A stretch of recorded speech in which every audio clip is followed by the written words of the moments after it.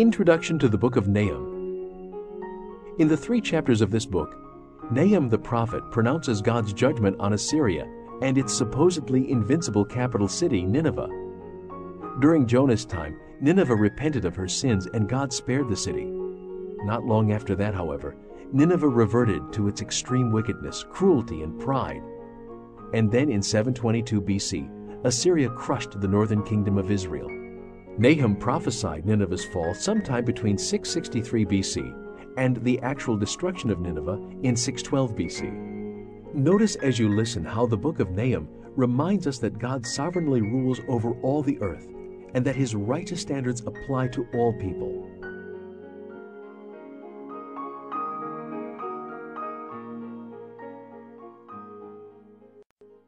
Nahum, chapter 1.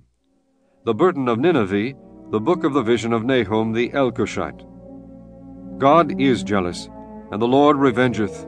The Lord revengeth and is furious. The Lord will take vengeance on his adversaries, and he reserveth wrath for his enemies. The Lord is slow to anger, and great in power, and will not at all acquit the wicked. The Lord hath his way in the whirlwind and in the storm, and the clouds are the dust of his feet. He rebuketh the sea, and maketh it dry, and drieth up all the rivers. Bashan languisheth, and Carmel, and the flower of Lebanon languisheth. The mountains quake at him, and the hills melt, and the earth is burned at his presence, yea, the world, and all that dwell therein. Who can stand before his indignation? And who can abide in the fierceness of his anger? His fury is poured out like fire, and the rocks are thrown down by him.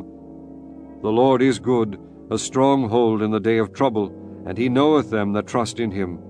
But with an overrunning flood he will make an utter end of the place thereof, and darkness shall pursue his enemies. What do ye imagine against the Lord? He will make an utter end. Affliction shall not rise up the second time. For while they be folden together as thorns, and while they are drunken as drunkards, they shall be devoured as stubble fully dry. There is one come out of thee that imagineth evil against the Lord, a wicked counselor. Thus saith the Lord, though they be quiet, and likewise many, yet thus shall they be cut down, when he shall pass through. Though I have afflicted thee, I will afflict thee no more. For now will I break his yoke from off thee, and burst bonds in sunder. And the Lord hath given a commandment concerning thee, that no more of thy name be sown. Out of the house of thy gods will I cut off the graven image and the molten image. I will make the grave. Thou art mine. Behold upon the mountains the feet of him that bringeth good tidings, publisheth peace. O Judah, I saw feast, perform thy vows, for the wicked shall no more pass through. He is utterly cut off. Chapter 2. He that doeth in pieces is up before thy face.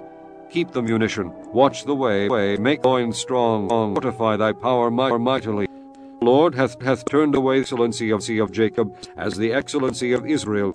For the emptiers have emptied out, and marred their vine branches. The she is man is made red. The valiant men are in scarlet.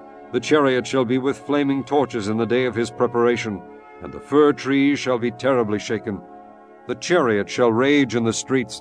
They shall jostle one against another in the broad ways. They shall seem like torches. They shall run like the lightnings. He shall recount his worthies. They shall stumble in their walk. They shall make haste to the wall thereof, and the defense shall be prepared. The gates of the rivers shall be opened, and the palace shall be dissolved. And Huzzab shall be led away captive. She shall be brought up, and her maids shall lead her as with the voices of doves, tabering upon their breasts. But Nineveh is of old like a pool of water. Yet they shall flee away. Stand, stand, shall they cry, but none shall look back. Take ye the spoil of silver, take the spoil of gold, for there is none end of the store, and glory out of all the pleasant furniture. She is empty, and void, and waste, and the heart melteth, and the knees smite together, and much pain is in all loins, and the faces of them all gather blackness.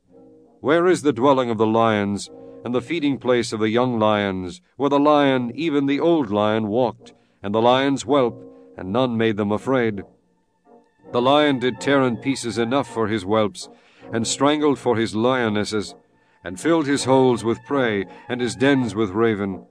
Behold, I am against thee, saith the Lord of hosts, and I will burn her chariots in the smoke, and the sword shall devour thy young lions, and I will cut off thy prey from the earth, and the voice of thy messenger shall no more be heard. Chapter 3. Woe to the bloody city! It is all full of lies and robbery, the prey departeth not. The noise of a whip, and the noise of the rattling of the wheels, and of the prancing horses, and of the jumping chariots. The horseman lifteth up both the bright sword and the glittering spear, and there is a multitude of slain, and a great number of carcasses, and there is none end of their corpses. They stumble upon their corpses. Because of the multitude of the whoredoms of the well-favored harlot, the mistress of witchcrafts, that selleth nations through her whoredoms, and families through her witchcrafts. Behold, I am against thee, saith the Lord of hosts, and I will discover thy skirts upon thy face, and I will shew the nations thy nakedness, and the kingdoms thy shame. And I will cast abominable filth upon thee, and make thee vile, and will set thee as a gazing stock. And it shall come to pass that all they that look upon thee shall flee from thee, and say, Nineveh is laid waste. Who will bemoan her? Whence shall I seek comforters for thee? Art thou better than populous No, that was situate among the rivers, that had the waters round about it, whose rampart was the sea, and her walls was from the sea? Ethiopia and Egypt were her strength, and it was infinite. Put and Lubim were thy helpers, yet was she carried away. She went into captivity. Her young children also were dashed in pieces at the top of all the streets. And they cast lots for her honorable men, and all her great men were bound in chains. Thou also shalt be drunken, thou shalt be hid, thou also shalt seek strength because of the enemy. All thy strongholds shall be like fig trees with the first ripe figs. If they be shaken, they shall even fall into the mouth of the eater.